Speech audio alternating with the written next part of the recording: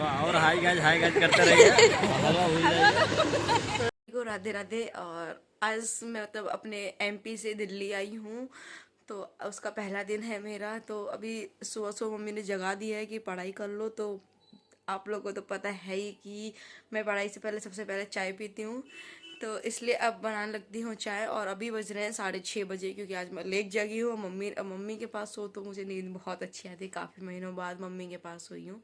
इसे स्टार्ट मतलब अपनी चाय बनाना शुरू करते हैं। घर पे आने के बाद भी मुझे ही चाय बनाना पड़ता है, क्योंकि मैं सुबह सुबह जल्दी चाय पीती हूँ, तो सोचती हूँ कि सबके लिए ही चाय बना दूँ। सो जल्दी से मैं चाय मतलब बना लेती हूँ। उसके बाद जो भी मेरा काम है ना वो सब मैं कर लूँगी। सो जल्दी से मैं चाय बना लेती हूँ अब अपना। चाय बनने के बाद ये है मेरे यहाँ का व्यू।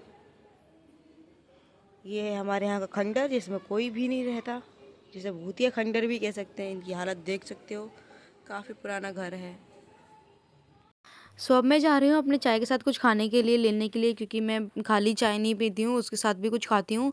सो मैं आ गई थी फ़ैन लेकर। अरे अरे रुको, ये पंखे वाले फ़ैन नहीं है, खाने वाले फ़ैन है। अलग अलग जगह पे अलग अलग नाम से बुलाया जाता है। मैं यहाँ पे नाश्ता कर रही थी और मम्मी वहाँ पे पूजा कर रही थी। तो मम्मी ने कहा कि नाश्ता करने से पहले हमेशा नहा धो के भगवान की पूजा करनी चाहिए। तुम सुबह सुबह उठ के नाश्ता क्यों कर रही हो? सो उसके बाद नाश्ता करने के बाद मैं बैठ गई थी पढ़ने के लिए, क्योंकि मुझे बहुत ज़्यादा ठंड लग रही थी। और मैं लेकर बैठी थी जीएस, क्योंकि जो भी मैंने जीएस पढ़ा हुआ था ना उसकी मैं रिवीजन कर रही थी। भैया की बुक रखी हुई थी तो उसी से रिवीजन कर रही थी। हालांकि मम्मी का कहना भी सही है कि सुबह उठ के नहा धो के पूजा करके फिर कुछ खाना पीना चाहिए, लेकिन मैं क्या ही कर सकती हूँ। यहाँ पर ठंड इतनी ज़्यादा है ना, तो मुझे ठंड बहुत ज़्यादा लग रही थी। एमपी में इतनी ठंड नहीं है, लेकिन यहाँ पे दिल्ली में ठंड काफ़ी ज़्यादा है, काफ़ी हद से ज़्यादा ही है। बट फिर भी कोई बात नहीं, मैं भी मतलब जल्दी से पढ़ाई वढ़ाई कर लूँगी, फिर उसका नहा लूँगी। किस किस के साथ ये प्रॉब्लम है कि घर पे आने के बाद पढ़ाई सही से नहीं हो पाती है, मेरे साथ तो यही प्रॉब्लम है। बट फिर भी मतलब मैं कहीं भी जाऊँ 5-6 घंटे 8 घंटे तो मैं पढ़ ही लेती हूँ। लेकिन कुछ दिन ऐसे होते हैं कि जहाँ बिल्कुल भी कुछ सही से पढ़ाई नहीं हो पाती है, डिस्टर्बेंस बहुत ज़्यादा होता है।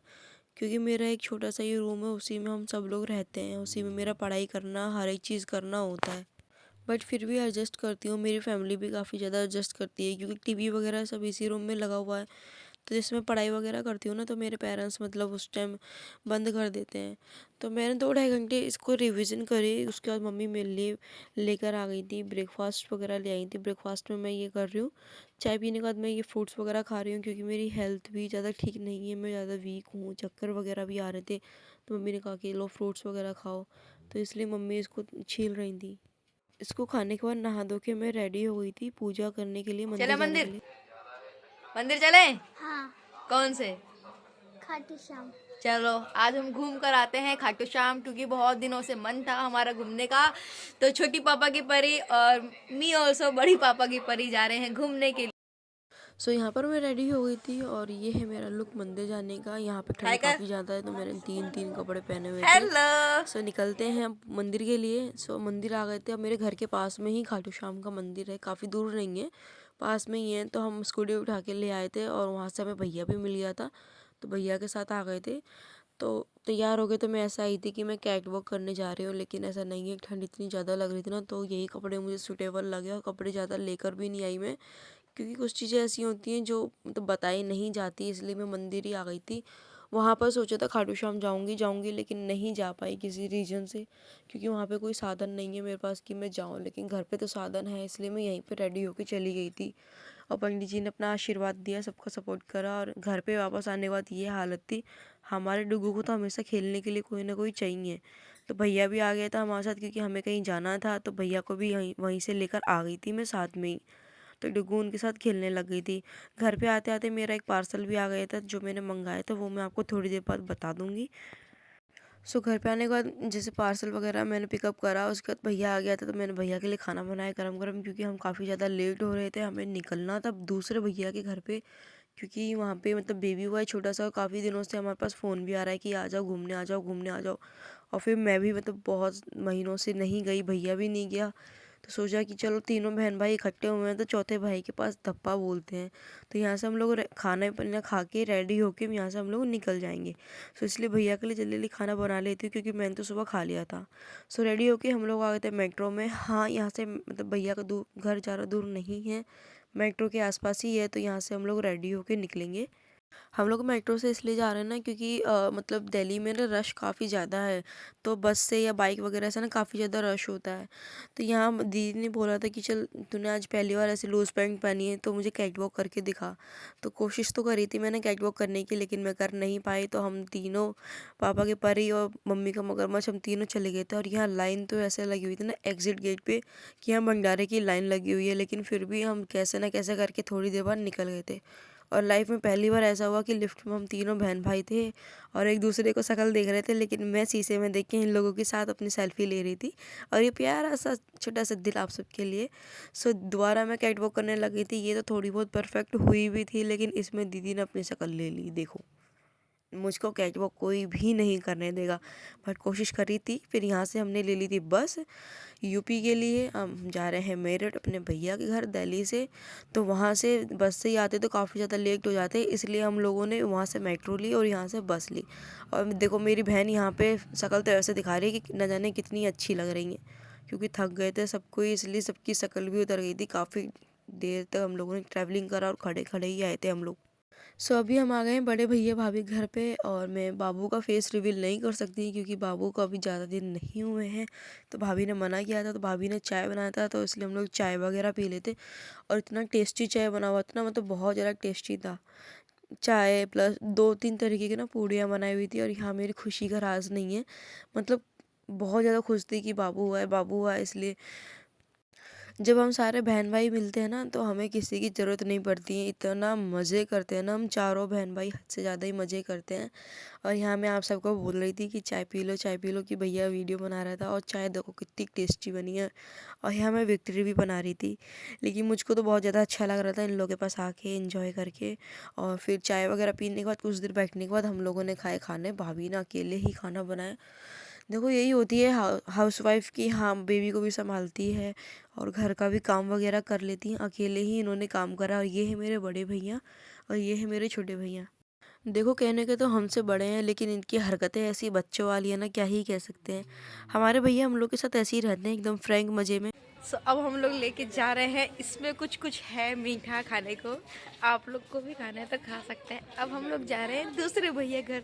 और पता है यहाँ बहुत ज़्यादा रात हो रही है, बट फिर भी हम लोग इंजॉय कर रहे हैं बहुत ज़्यादा। ये देखो जगह नहीं मिली तो यहीं पे लोग वक्त शुरू हो गए। सो अब हम ये डिब्बा लेकर आ गए हैं चुरा के, नहीं मतलब भाभी ने दिया है। ये देखो हमारे भैया के रूम की हालत, गरीबी में आटा गीला। पलंग होने के बावजूद भी धरती पे सोया जाता है। मैं आ गई हूँ अपने छोटे वाले भैया घर। अभी भैया भाभी घर गई थी क्योंकि भाभी काफ़ी दिनों बाद आई हैं यहाँ पे, और उनका मतलब हम लोगों से मिलने का बहुत ज़्यादा मन था। तो हम लोग दिल्ली से स्पेशली भाभी के लिए हम लोग यहाँ मिलने आए। सो अभी भी मैं दिखा दूँ आपको एक चीज़ कि मेरे खुद के भैया स्टडी करते हैं और मेरे से बहुत ज़्यादा क्वेश्चंस वगैरह करते हैं कि तुम क्या पढ़ रही हो और अभी ये सब।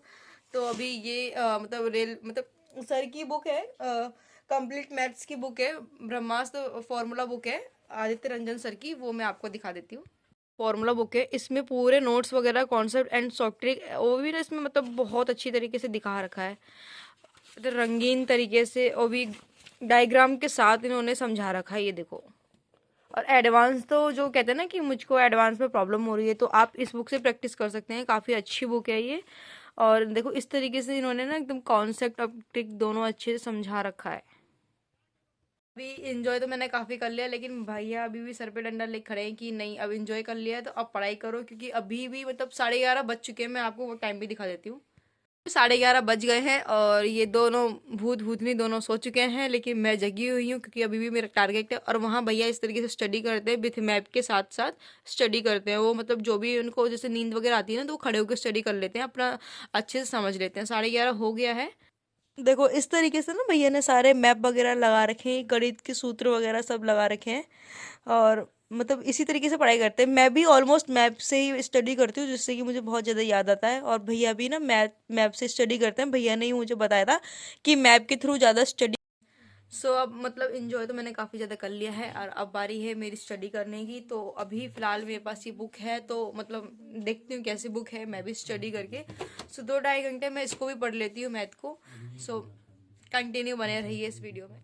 तो यहाँ पर घर पे आने का छोटे वाले भैया के रूम पे आने के बाद ना तो यहाँ पे बुक्स वगैरह रखी थी, आदित्य रंजन सर की रखी थी, फॉर्मूला बुक रखी थी, और ये मेरे पास है नहीं तो सोचा मैं इसकी रिवीजन कर लूँ और भैया मेरे से मतलब क्वेश्चन वगैरह करें। तो मैं पढ़ने के लिए बैठ गई थी कि भैया भी बाहर गए हुए थे, तो सोचा कि 2-2.5 घंटे मैथ को भी लगा लेती हूँ, क्योंकि मैथ मैंने लगाई नहीं थी। सुबह मैंने GS ही पढ़ा था, क्योंकि काफ़ी देर से हम लोग घूम ही रहे थे, तो अभी मुझे मौका मिल गया पढ़ने का, तो पढ़ने लग गई।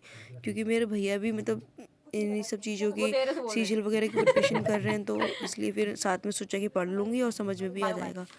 तो यहाँ मैं लेकर बैठ गई थी मैथ को, और मैथ की मैं कर रही थी रिवीजन। यहाँ पे मेरे पास कोई ट्राइपॉड वगैरह नहीं था, तो इसीलिए सामने से ही फ़ोन वगैरह रखा हुआ था और मैं अच्छे से पढ़ रही थी। मुझे इससे यही सीख मिलती है कि आप कितना भी क्यों ना एंजॉय कर लो, एन्जॉयमेंट हर एक चीज़ अपनी जगह, स्टडी अपनी जगह। देखो मैं कितना बिजी होने के बावजूद भी घूमने आई हूँ, बट फिर भी मैं पढ़ाई कर रही हूँ। क्यों? क्योंकि मुझे पता है पढ़ाई के बिना कुछ भी नहीं है। घूमना भी ज़रूरी है, पढ़ाई करना भी ज़रूरी है। हर एक चीज़ अपनी अपनी जगह बहुत ज़्यादा ज़रूरी है। सुबह से हम लोग एंजॉय कर रहे थे, मतलब दिन से ही एंजॉय कर रहे थे, तो सोचा कि मतलब ये रात हो रही है, मैं दिन की बात कर रही हूँ, सॉरी रात हो रही है, क्योंकि हम लोग रात में ही निकले थे और ये करीबन 11-11:30 बजे की बात है। लेकिन फिर भी देखो पढ़ रही हूँ मैं, क्योंकि मुझको पता है कि मेरी आज पढ़ाई नहीं हुई है, टारगेट पूरा नहीं हुआ है, लेकिन कोशिश उतनी तो कर सकती हूँ ना कि जितना मैं कर सकती हूँ। तो सोचा मैथ की बुक वगैरह रखी हुई है तो जल्दी से मैं इसको पढ़ लेती हूँ, क्योंकि बिन मतलब ना मेरे को नींद आती ही नहीं अगर मैं बिल्कुल पढ़ाई नहीं करती। और मैं भैया के घर पे भी इसीलिए आई हूँ क्योंकि मुझे पता है भैया प्रिपरेशन कर रहे हैं, तो थोड़ी बहुत मेरी वहाँ पढ़ाई हो जाएगी, क्योंकि मैं जाती ही नहीं। अगर मुझे पता होता ना कि सिर्फ इन्जॉयमेंट के चक्कर में जा रहे हैं तो मैं बिल्कुल नहीं जाती, लेकिन मैं इसीलिए ही आई कि मेरी थोड़ी बहुत पढ़ाई हो जाएगी और भैया के साथ जो मेरे क्वेश्चन वगैरह नहीं होते ना क्लियर, वो भी मैं क्लियर कर लूँगी। तो इसलिए मैंने सोचा कि चलो भैया के घर घूमना भी हो जाएगा और काफ़ी दिनों से मिले भी नहीं भैया भाभी से भी, उनसे भी मिलना हो जाएगा और मेरी साथ में साथ पढ़ाई भी हो जाएगी। तो इसीलिए ही मैं आई हूँ। पता है पढ़ते पढ़ते ना मुझे काफ़ी तेज की नींद भी आ रही थी और दी भी बोल रही थी पीछे से कि यार पढ़ाकू पढ़ाकू इतना मत पढ़ कि तू एंजॉय करना है, वहाँ पर ही पढ़ने के लिए बैठ गई। तो मैंने दी से एक ही चीज़ बोला कि दीदी हर एक चीज़ अपनी जगह है, पढ़ाई अपनी जगह है। मैं ही नहीं पढ़ूंगी तो मेरे जितने भी मेरी यूट्यूब फैमिली है उनको मोटिवेट कैसे करूँगी। तो इसलिए फिर मैंने दीदी को भी समझाया, दीदी भी मान गई थी और मतलब बहुत तेज़ की नींद भी आ रही थी मेरे को, बट फिर भी मैंने सब चीज़ों को इग्नोर करा, पढ़ाई करती रही। मतलब ना इसलिए ज़्यादा पढ़ी मैं क्योंकि मेरे पास ये बुक भी नहीं है और जो मेरा मतलब कॉन्सेप्ट वगैरह है ना इसमें हर एक टाइप के क्वेश्चन दे रखे हैं, कॉन्सेप्ट दे रखे हैं, एक तरीके से बता रखा है। तो सोचा कि एक बार इसको पढ़ के भी देखूँ बुक कैसी है, अगर ज़्यादा अच्छी लगेगी मुझे तो मैं इस बुक को परचेज़ कर लूँगी। लेकिन जो भी इस बुक में था ना वो मेरे से बन रहे थे, क्वेश्चन काफ़ी अच्छे से बन रहे थे और मुझको अच्छा भी लग रहा था। भैया भी देख के चीज़ बहुत खुश था कि हाँ मेरी बहन पढ़ रही है, उससे क्वेश्चन बन रहा है, मतलब मक्कारी नहीं कर रही, एक तरीके से ये कहना था उनका। रात को पढ़ते पढ़ते पता नहीं कब सो गई थी मैं। सुबह उठ के भैया ने जगाया, सुबह उठ के, और भैया यहाँ चाय वगैरह बना रहे हैं, देख सकते हो नाश्ते में चाय बना रहे हैं। और भैया यहाँ पे ऑमलेट बना रहे हैं। मैं तो ये सब चीज़ खाती नहीं हूँ लेकिन भैया खाते हैं, तो भैया ही बनाते हैं। मेरे भैया इतने अच्छे हैं ना कि मतलब बस यही कहते हैं तुम पढ़ाई करो मैं हर एक चीज़ कर लूँगा, और वाकई में करते भी हैं ये। तो मुझको बहुत ज़्यादा अच्छा लगता है कि हाँ भैया हर एक चीज़ में हम लोग को सपोर्ट करते हैं।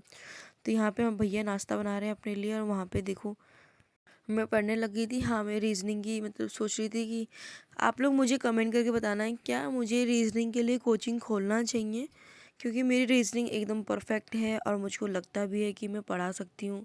तो आप लोग प्लीज़ मुझे इस चीज़ को कमेंट्स करके बताना है क्या रीजनिंग के लिए मुझे कोचिंग खोलना चाहिए, क्योंकि मुझको तो लगता है खोलना चाहिए कि फ्री ऑफ कॉस्ट में क्लासेस वगैरह दूँ, जो मतलब लोग नहीं क्लियर कर पाते हैं वो मैं बताऊँ उनको समझाऊँ, क्योंकि मुझ में ये टैलेंट है कि मैं हाँ बच्चों को पढ़ा सकती हूँ। क्योंकि मैंने एक टीचर का कोर्स भी कर रखा है तो सोचा कि करना चाहिए। तो यहाँ पे दीदी के पास फ़ोन था, मैंने कहा दीदी एक बार वीडियो शूट कर दो, कि मतलब भैया ने मेरे से पूछा कि मतलब लेफ़्ट राइट करके कुछ क्वेश्चंस वगैरह होते हैं ना वो मुझे बता। तो यहाँ तो मैं सोच रही थी कि टेस्ट वगैरह दूंगी तो मतलब फास्ट मैं टेस्ट दे दूंगी, तो इसलिए मैं ABCD वगैरह पूरा A to Z काम करके लिख रही थी मैं। तो भैया ने बोला कि मुझे ये सब चीज़ें बता। तो वो देख रहे थे कि क्या होता ना कि हम बड़ी चीज़ अच्छे से कर लेते हैं, कभी कभी छोटी चीज़ों में फंस जाते हैं, तो भैया ये बिल्कुल भी नहीं चाहते थे। तो इसलिए फिर मैं ये करके दिखा रही थी, भैया ने बोला भी तो मैंने कहा चलो ठीक है इसके ऊपर वीडियो भी बना लेती हूँ मैं, ताकि स्टूडेंट्स वगैरह को भी हाँ पता चले कि हाँ मतलब इन्जॉयमेंट के साथ पढ़ाई हो सकती है। इसीलिए मैं भैया को करके दिखाने भी लग गई थी। और मतलब देखो इसमें ना मैं एकदम डिफ़ाइन करके भी लिख रही थी कि आप लोग को समझ में भी आए। हालांकि मेरी राइटिंग इतनी अच्छी है नहीं, क्योंकि वाइट बोर्ड या ब्लैक बोर्ड पे मैंने कभी इतना ज़्यादा लिखा नहीं है। स्कूल लाइफ में लिखा है, जब मैं हुआ करती थी कैप्टन वगैरह हुआ करती थी तो अपने स्पोर्ट्स के रिगार्डिंग तो बच्चों को समझाना बताना, तब मैं लिखती थी एकदम पैराग्राफ बना के हर एक चीज़ करके। लेकिन अब काफ़ी साल हो गए तो लिखा नहीं है, तो राइटिंग काफ़ी ज़्यादा बेकार है। सो ये करने के बाद भैया ने बोला कि नाश्ता कर लो, और बड़े भैया भी आ गए थे सुबह सुबह। मैं तो यहाँ हमेशा आता रहता हूँ, अपना मतलब बहुत अच्छा लगा के। ये हमारे सोनू भैया है। ये हमारी छोटी बहन है सबसे बड़ी, लेकिन हाइट में छोटी है इसलिए इसको छोटी बोलते हैं।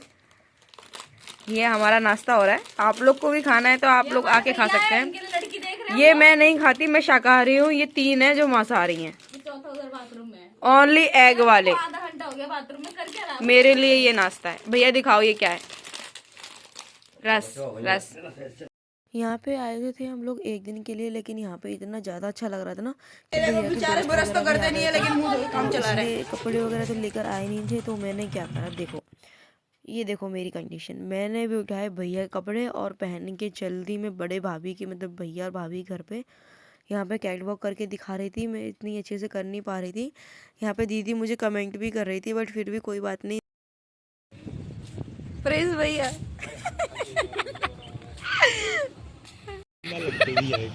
देखो कोई नहीं बोलेगा लड़की है ये, देख लो 3 लड़के जा रहे हैं।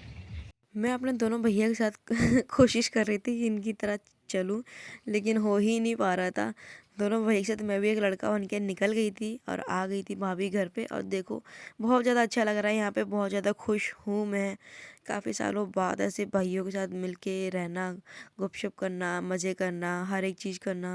और ये हैं उनके शैतान बच्चे भाभी के। भाभी ने फिर नाश्ता बना दिया गरम गरम। हालांकि अपने वहाँ पर भी नाश्ता कर लिया हम लोगों ने, लेकिन यहाँ पर भी करना ज़रूरी है, नहीं भाभी गुस्सा हो जाएंगी। और यहाँ पे देखो सब लोग हाय हेलो कर रहे हैं और भैया यहाँ पे शर्मा रहे हैं। पता नहीं क्यों ही शर्माते हैं, एकदम लड़कियों की तरह शर्माते रहते हैं। यहाँ भैया हमसे कह रहे थे कि इसका तो कैमरा हमेशा चालू ही रहता है। जब तक हम लोग चाय पी रहे हैं भैया घर पे आ गए थे चाय वगैरह पी के। और देखो भैया कितने अच्छे हैं, यहाँ पे झाड़ू पोछा हम लोगों के लिए सब कुछ कर दिया, अच्छे से क्लीन अप भी कर दिया है रूम को, और पोछे को भी अच्छे से धो रहे हैं। देखो ठंड में भी काम कर रहे हैं, उन्होंने पूरा रूम चिकना कर दिया है। भैया जहाँ पे जॉब करते हैं ना वहाँ पे उनका रूम मिला हुआ है, पर्सनल फैमिली का रूम मिला हुआ है। तो देख सकते हैं इनका रूम कैसा है, एकदम पुराने ज़माने का रूम है, लेकिन फिर भी बहुत अच्छे से रखा है। हम लोग के लिए देखो बिस्तर वगैरह बना के रखा है, और भैया को देखो लगे हुए हैं। अरे अरे रुको, गर्लफ्रेंड से नहीं मम्मी से बात कर रहे हैं, मामी जी से। और यहाँ पे फिर दिन में हम लोगों ने खाना वाना बनाया और मैं रोटी बना रही हूँ। ट्राइपॉड वगैरह था नहीं तो ऐसे ही मतलब शूट करना पड़ा, तो इसलिए मैंने ऐसे ही कर लिया था, क्योंकि आप लोग को तो दिखाना है ना कि मैं क्या कर रही हूँ क्या नहीं कर रही हूँ। सो इसलिए रोटी वगैरह बना ली हम लोगों ने। और फिर भैया के साथ मैं चली गई थी बाइक पे गाजर लेने, क्योंकि हमें बनाना था गाजर का हलवा मम्मी के लिए। और पता हुआ मेरे साथ बहुत बहुत बुरा हुआ मेरे साथ, वो मैं आपको आगे ज़रूर बताऊंगी। गाजर का हलवा खाने का बहुत ज़्यादा मन था, और सोचा तो भैया के पास हीटर वगैरह भी है, तो हम लोग बाइक से आ गए थे। और ये बताना क्या है अगर आप लोग को पता है तो, और मुझे कमेंट्स करके ये भी बताना कि शुगर की खेती सबसे ज़्यादा किस शहर में होता है। आप लोग मुझे कमेंट्स करके बताना। और यहाँ पर आ गए थे हम लोग सब्जी की दुकान पे, हमने ले लिया गाजर और यहाँ से ले लिया हम लोगों ने दूध। अब घर पहुँच के हम लोग बनाएंगे गाजर का हलवा। सो भैया ने इसमें घी डाल दिया है, स्वागत कर दिया है घी के साथ गाजर का हलवा बनाने का। तो इसमें घी डल गया है और हीटर पे ही बना रही हूँ मैं। और गाजर वगैरह भी मैंने कद्दूकस कर लिया है इसको। तो मुझे आता तो है नहीं बनाने, लेकिन फिर भी मैं ट्राई कर रही हूँ बनाने का, कि कोशिश करने वालों कभी हार नहीं होती। मैं हर एक चीज़ सीखने की हमेशा कोशिश ही करती हूँ। नहीं होगा तो क्या होगा, ख़राबी तो होगा, लेकिन उस चीज़ से सीखने को तो मिलेगा ना, क्या कमी है क्या कमी नहीं है। तो इसलिए मैं सीखने लग गई थी। और भैया को भी ये चीज़ बहुत अच्छी लगती है कि हाँ कोशिश तो करते ही रहना चाहिए चाहे कुछ भी हो जाए। तो यहाँ पे मैंने स्टार्ट कर दिया था और दूध वगैरह भी डाल दिया था मैंने। हालांकि दूध थोड़ा कम है इसमें, लेकिन फिर भी जितना था, क्योंकि यहाँ पे भैंस वगैरह तो है नहीं, ख़रीद के ही लाना पड़ता है। तो ज़्यादा पैसा खर्च कराना नहीं था मुझे भैया से, क्योंकि इतनी भी अच्छी अर्निंग नहीं है उनकी।